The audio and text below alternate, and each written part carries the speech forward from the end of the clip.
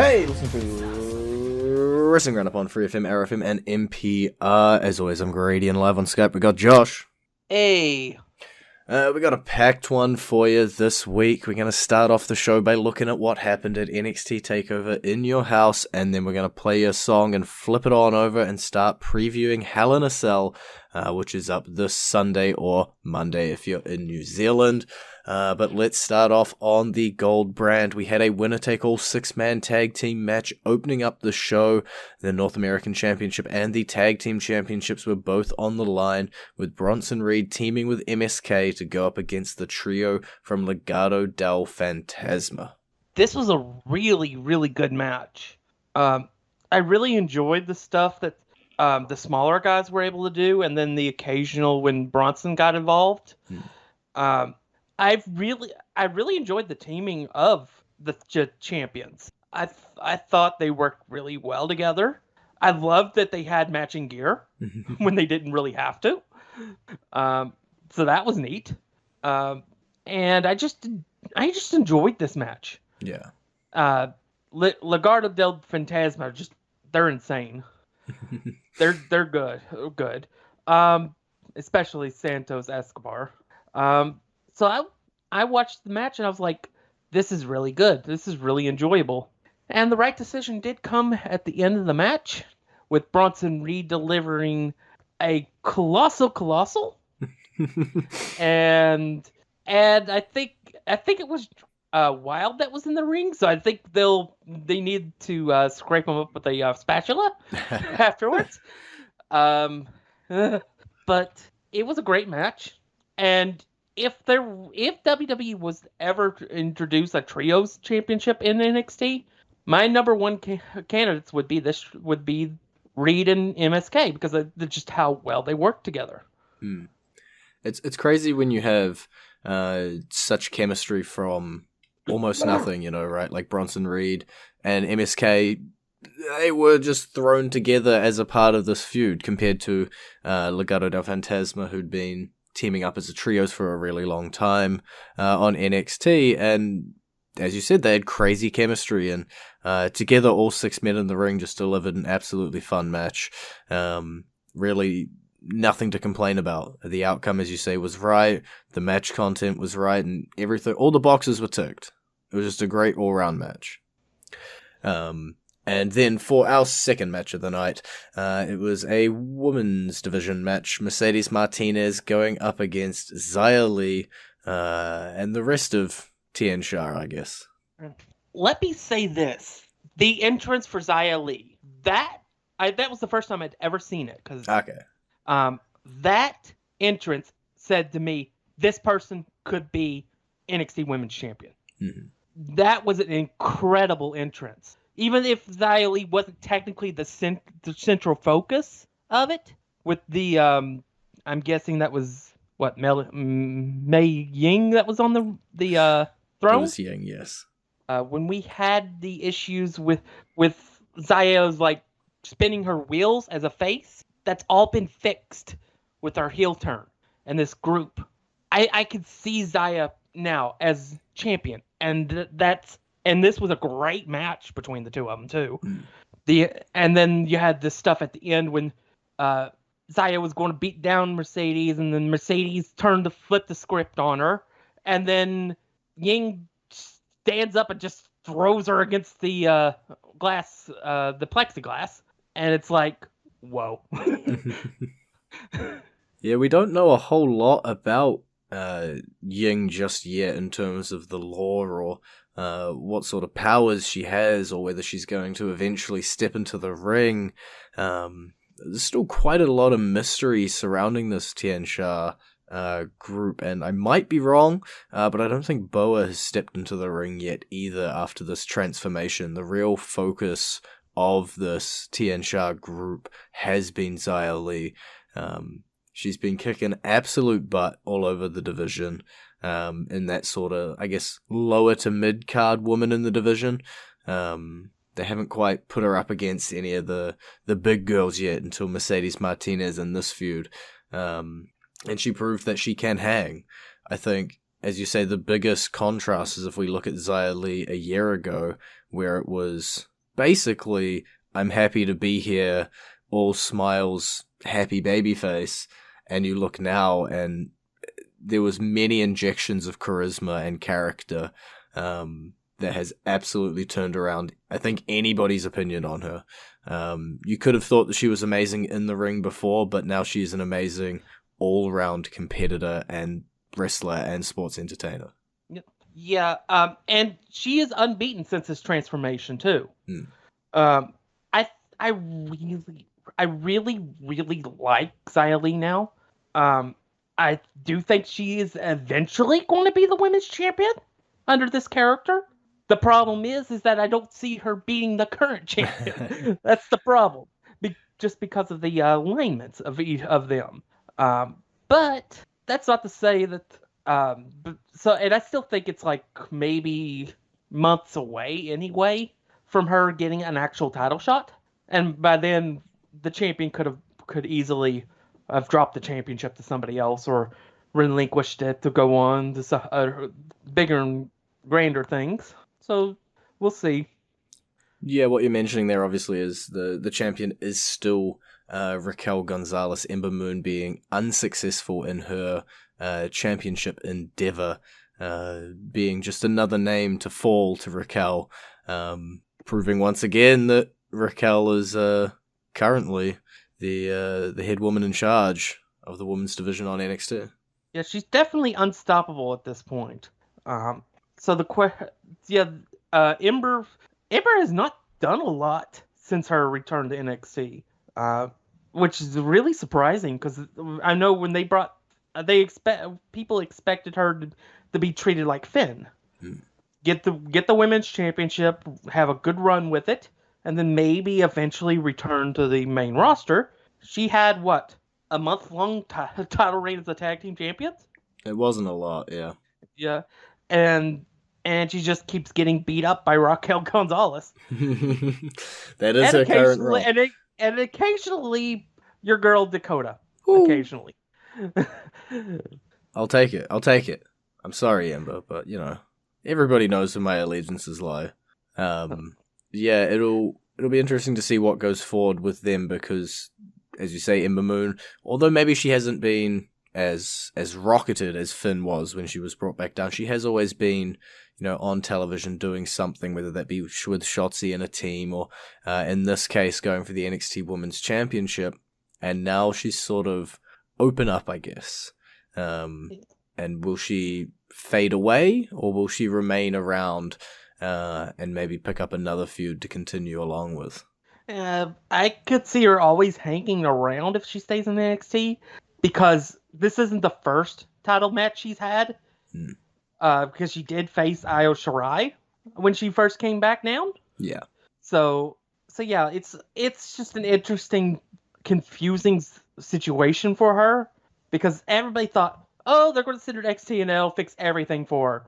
6 months later, it's been more of the same, except she's been used a little more. Although part of that's because she hasn't gotten hurt. True. She has remained injury-free as far as I'm aware. Do want to keep talking about stuff, but I am also looking at our time code over on the recording screen, so I'm going to also mention quickly the $1 Million Championship ladder match. LA Knight, unfortunately, beating Cameron Grimes, walking away with the $1 Million title, but then over on NXT the next week, LA Knight no longer needing Ted DiBiase, sort of socking him, dropping him to the floor, and Cameron Grimes coming to the rescue with a little bit of a face turn for our grimy boy. Yeah, it's kind of what I expected, to be honest. If LA Knight won the title, I honestly saw him dumping the $1 Million Man because his entire character is all about himself. Cameron just wanted to impress Ted DiBiase. That was his whole thing. So it was never really fully heel. He was just wanted to impress one person.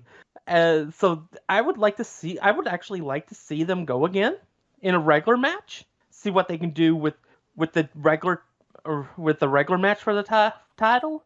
I don't expect them to immediately flip the title. I do. But it would be interesting. But it would be an interesting match.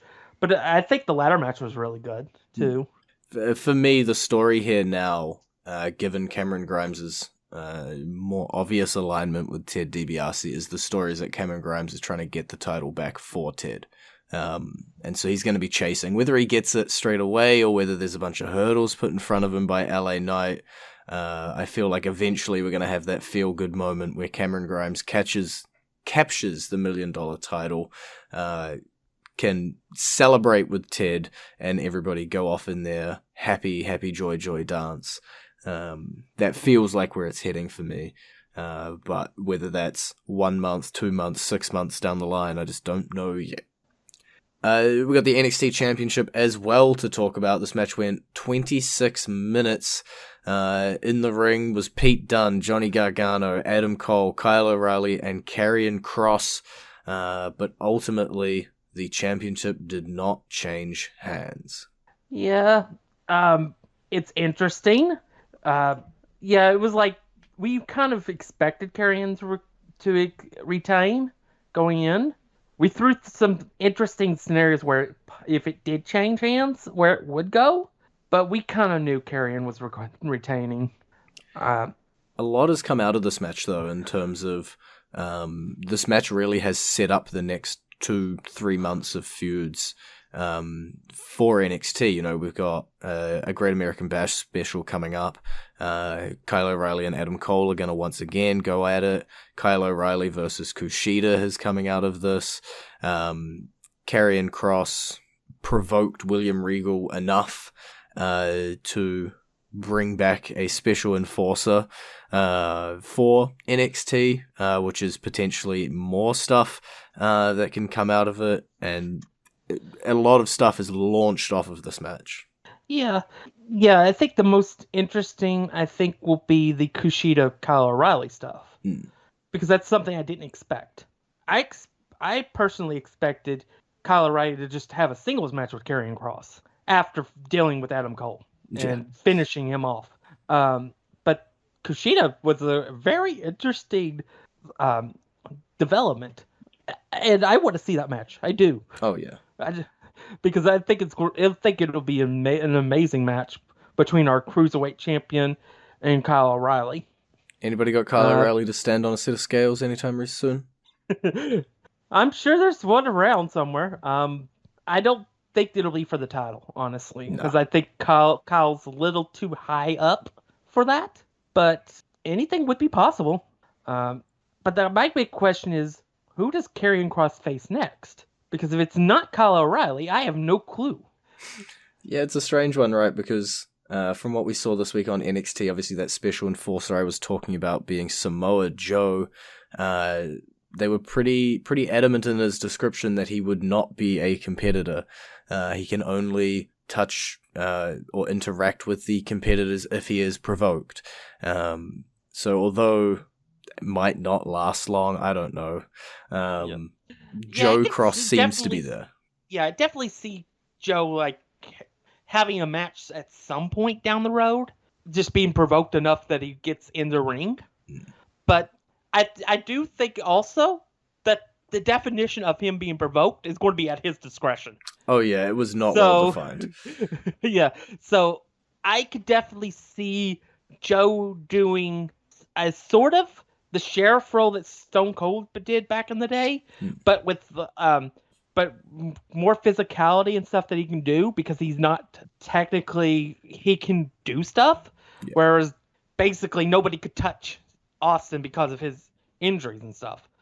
So I could see things like that maybe sometime down the road somebody gets one up on Joe, because that's something, and that leads him to get back in the ring.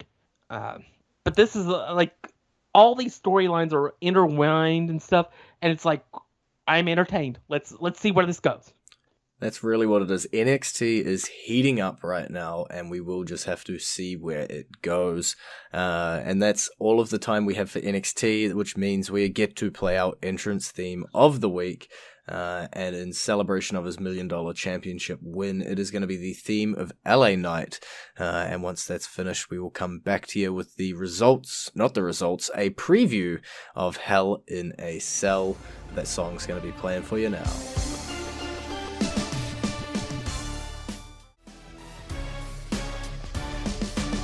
And you're back with Wrestling Roundup on FreeFM, ArrowFM, and NPR. I'm Grady, he's Josh. Hell in a Cell. We got 5 matches at the time of recording that we can talk about. 3 women's matches, 2 world titles matches. Let's start with the women. Let's start with Alexa Bliss versus Shayna Baszler in a straight-up singles match. Yeah, this ought to be interesting. Anything that has to deal with Alexa Bliss or The Fiend is never going to be boring. It almost certainly will never make sense, but it won't be boring. You may be very confused, it may be very wacky, but it is entertainment. Yeah. Bliss needed to get back in the ring. I think that was definitely a direction they needed to take her.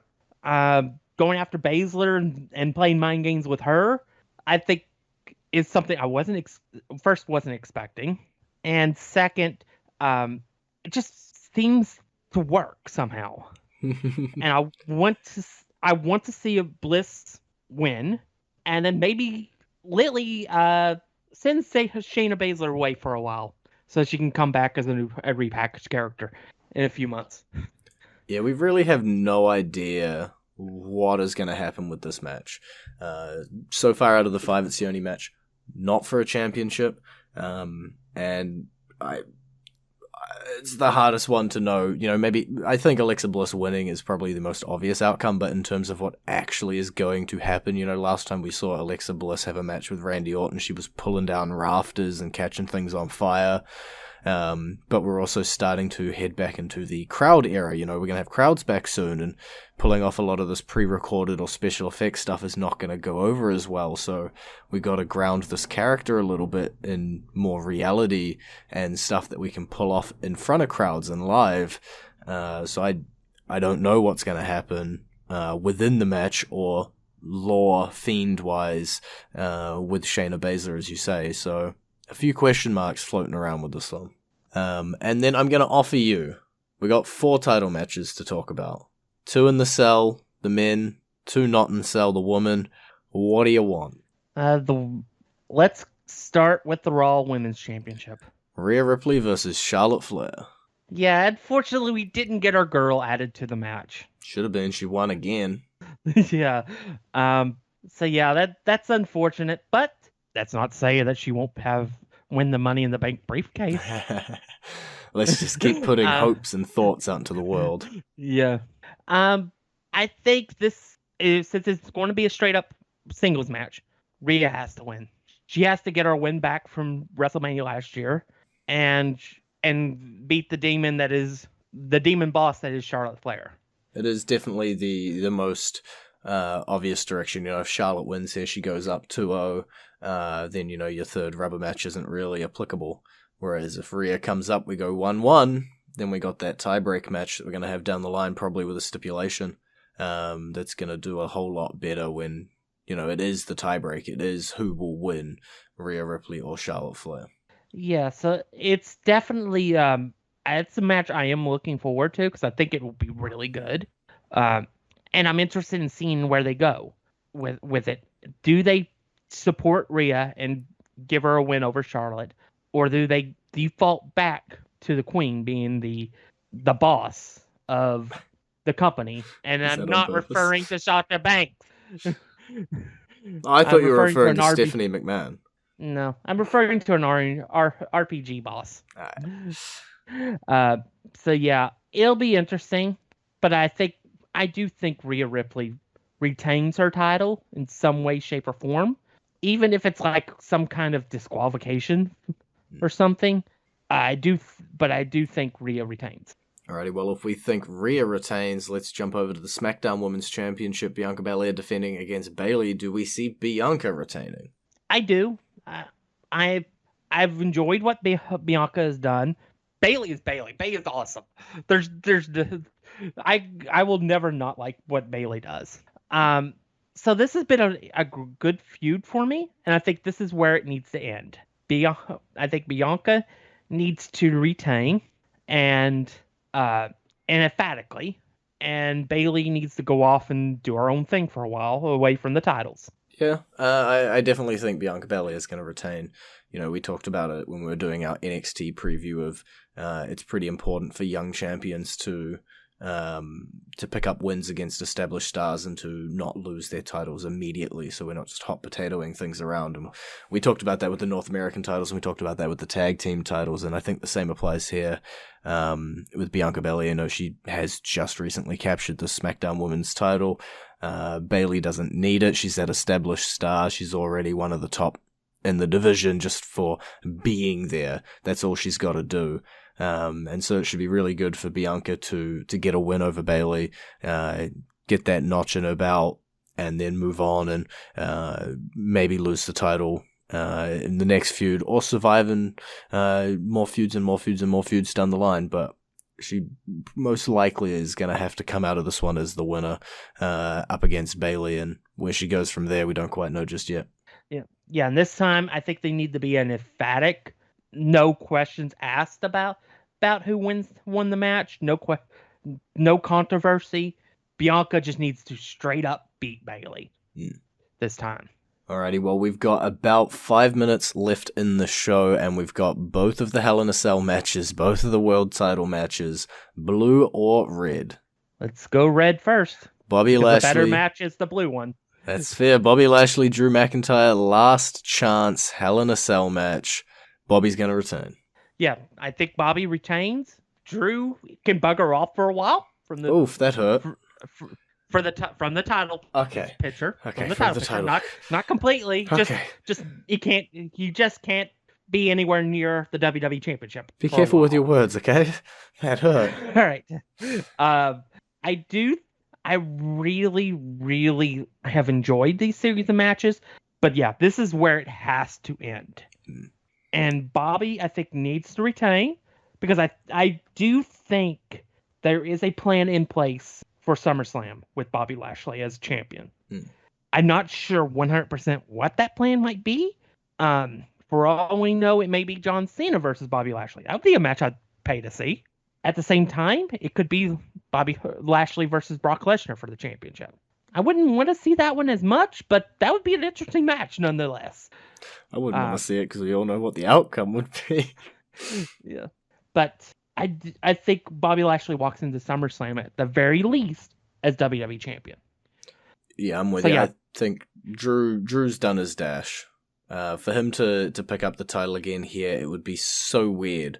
For him to sort of carry this COVID era, lose the title at WrestleMania, fail to capture it like 16 times, and then just recapture it again on the 17th time. Back to back losses. It would be really weird for him to all of a sudden pick up a win here inside the cell and go on for another title reign. You keep giving him a 3 week longer title reign than he actually had. I do. Every time. In my head, he lost it at WrestleMania. I know he didn't, but in my head, he did. Yeah. That you completely eliminated the Miz's 1 week title reign in your mind. Which sucks, because the Miz is awesome. Yeah. But yeah, that's our feelings, is that Bobby Lashley should retain. Alrighty, then we're going to jump over to the blue. We've got a few more minutes to try and run through it. It's going to be a Hell in a Cell match. Roman Reigns defending his Universal Championship against, of all people, Rey Mysterio. Oh, yeah. I think this is going to be an incredible match. Is this going to be the match of what it could have been, say, 10, 15 years ago when Rey was in his prime? No. But Rey's still a quite capable performer, and we've said it week after week after week. Roman Reigns is the best in the business right now. So I expect a great match with a great storyline that ultimately ends with Roman Reigns standing tall. Because much for the same reason Bobby Lashley is going to retain his title, in our opinion, Roman needs to retain. Because I don't see Rey as the guy that conquers the Tribal Chief. It would be a really strange turnabout to have Rey Mysterio out of nowhere in maybe a 2-week build all of a sudden become the Universal Champion. It's not the weirdest thing that WWE have ever done, but it's not something that I see in the books. Roman Reigns has been doing amazing with this title, and I don't see him losing anytime soon, especially if his opponent is Rey Mysterio. And that's no dig at Rey Mysterio, but he's already won half of the tag team champions with Dominic. it makes absolutely no sense in any of the current running storylines for Rey to pick up the win here. It's got to be an emphatic Roman Reigns win, and what happens after that between Rey and Dominic, or whether that be lots, whether that be nothing, whether that be any sort of acknowledgement stuff happening, don't know. All I know is that Roman Reigns is going to be walking out with that title with his hand held high. Yeah, and I think Rey would probably have a greater chance of winning this match if he wasn't already the tag team champion. 100%. Yeah, I because I could see them giving Rey like a token title reign as to celebrate his career as it's winding down for a major title. But this position, with him already having tag team championships with his son, and Roman just being Roman right now, it's like all the pieces are there except anything except the piece that says logic that makes this all make sense for Rey. It's just so I think we're pretty much on par for no titles to change hands, which means something's going to change hands on Sunday. So my wild prediction is going to be Charlotte Flair wins the Raw Women's title. I don't like it. I'm going to cut you off and go to the end. It's been great talking to you. Baby. Visit our Facebook page, facebook.com/wrestling RND Upper, our Twitter page, twitter.com/RND Upper, our YouTube page, youtube.com/wrestling RND Up. And we'll see you all next week with the results from Hell in a Cell.